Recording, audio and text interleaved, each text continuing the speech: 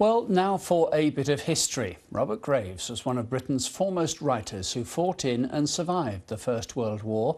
His poems are some of the most poignant artistic descriptions of the war and the trenches. Witness speaks to his son about the writer's experience as a soldier and about the lasting legacy of his poetry.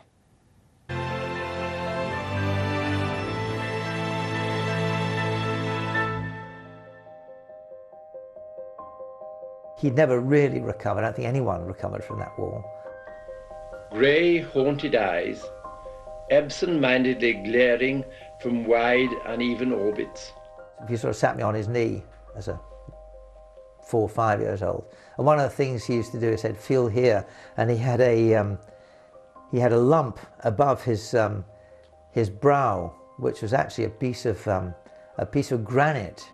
One brow drooping somewhat over the eye, because of a missile fragment still in hearing, skin deep, as a foolish record of old world fighting. In July 1916, which is the date of the Battle of the Somme, he takes a walk into the wood, actually looking for overcoats and things like that for winter, for his men. And he comes across this dead German, pretty gory sight. A poem came along shortly afterwards in which he describes this. To you who'd read my songs of war and only hear of blood and fame, I'll say, you've heard it said before, war's hell. And if you doubt the same, today I found in Mamet's wood a certain cure for lust of blood, where, propped against a shattered trunk in a great mess of things unclean, sat a dead Boche. He scowled and stunk, with clothes and face of sodden green, big-bellied, spectacled, cropped-haired, dripping black blood from nose and beard. You know, he suffered from shell shock. He had certainly nightmares until at least 10 years after.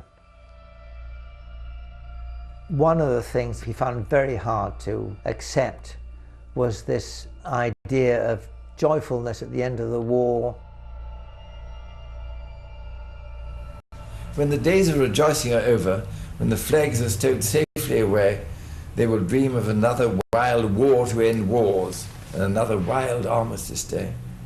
But the boys who are killed in the trenches, who fought with no rage and no rent, we left them stretched out on their pellets of mud, low down with the worm and the ant.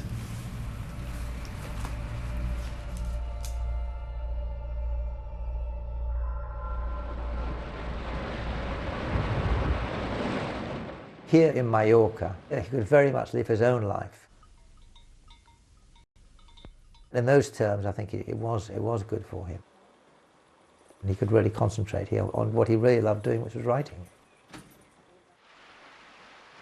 When we used to go down to the beach, I remember, and of course he also carried with him his army knapsack and his water bottle. But certainly he didn't have to talk with anyone else. You know, he had very few people he could relate to here. He was always working.